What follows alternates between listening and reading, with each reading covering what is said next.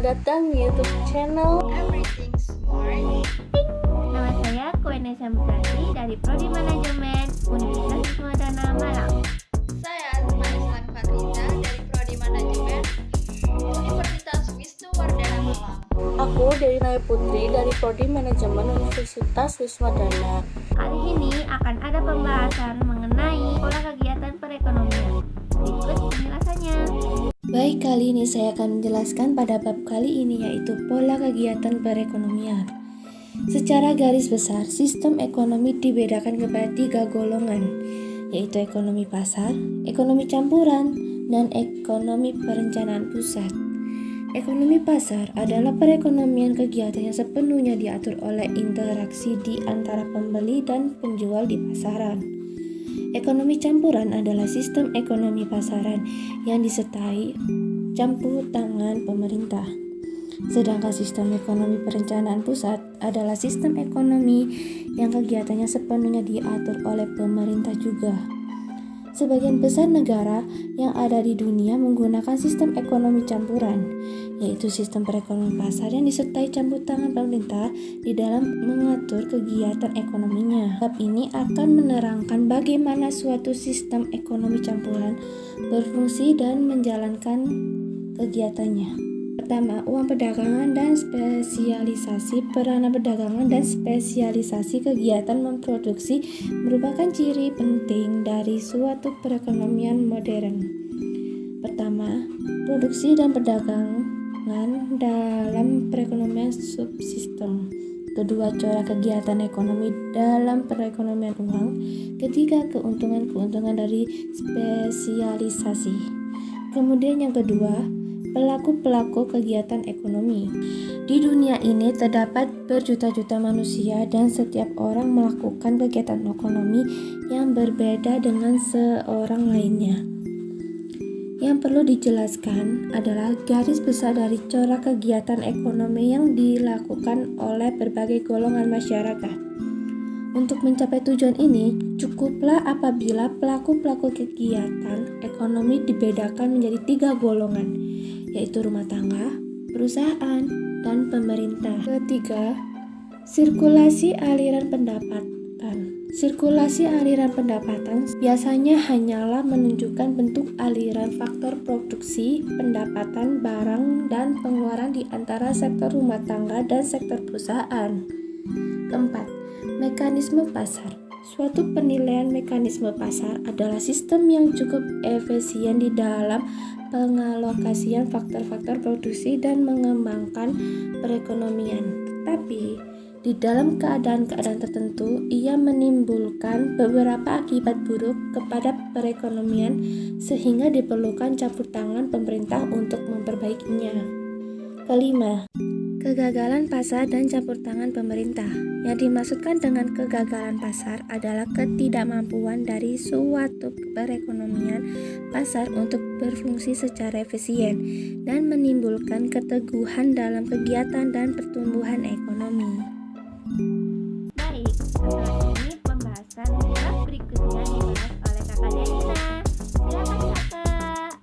Kali ini aku akan membahas mengenai suatu permasalahan dalam bisnis, yaitu masalah ekonomi dan sistem pengaturan perekonomian.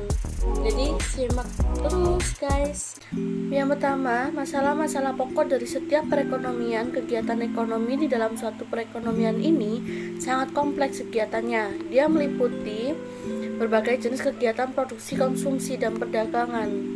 Berdasarkan analisis di dalam ilmu ekonomi, ahli-ahli ekonomi telah membagikan berbagai masalah ekonomi yang dihadapi suatu masyarakat. Untuk poin yang kedua, kurva kemungkinan produksi dan masalah ekonomi telah dinyatakan bahwa kurva dapat digunakan untuk menerangkan beberapa masalah yang dihadapi suatu masyarakat atau perekonomian. Salah satunya bisa dibaca di atas ya teman-teman. Lalu, berbagai ekonomi ini merupakan suatu pandangan politik dan ideologi ekonomi dari masyarakat tersebut. Juga meliputi 3 sistem, yaitu yang pertama, sistem pasar bebas atau laissez-faire, berasal dari bahasa Prancis yang mengandung arti biarlah mereka melakukan pekerjaan yang sesuai dengan keinginan mereka. Lalu untuk yang kedua, sistem ekonomi campuran. Sistem ekonomi campuran adalah sistem ekonomi yang dikendalikan dan diawasi oleh pemerintah. Lalu yang ketiga, sistem ekonomi perencanaan pusat merupakan sistem ekonomi di mana pemerintahan sepenuhnya menentukan corak kegiatan ekonomi yang akan dilakukan. Hal ini berarti pemerintahanlah yang akan menjawab dan menyelesaikan masalah ekonomi. Baiklah, terima kasih. Selanjutnya saya akan membahas mengenai bab keempat, yaitu permintaan, penawaran, keseimbangan pasar. Oke, baiklah, kita akan membahas mengenai permintaan, penawaran, keseimbangan pasar, di mana fungsi permintaan adalah persamaan yang menunjukkan hubungan antara jumlah suatu barang yang diminta oleh konsumen dengan berbagai faktor yang mempengaruhi. Jadi, fungsi permintaan merupakan matematis yang digunakan untuk analisis perilaku variabel konsumen dan harga variabel, di mana terdapat hukum permintaan, yaitu apabila harga suatu barang naik, maka permintaan barang akan turun. Begitupun sebaliknya, apabila harga turun, maka permintaan tersebut akan naik. Selanjutnya ada fungsi permintaan yang digambarkan sebagai berikut. Di sini terdapat grafiknya dan keterangan-keterangannya. Kita lanjut. Ada kedua, yaitu pengaruh faktor harga terhadap permintaan. Ada beberapa pengaruh faktor selain harga terhadap permintaan. Harga barang. Yang pertama, harga barang, yaitu hubungan antara suatu barang dengan berbagai jenis barang lain dapat dibedakan menjadi 3 golongan, yaitu barang pengganti atau substitusi, barang perlengkapan atau komplementer, dan barang netral. Yang kedua, perubahan konsumen. Pendapatan para pembeli merupakan faktor yang sangat penting dalam menentukan corak permintaan terhadap berbagai barang.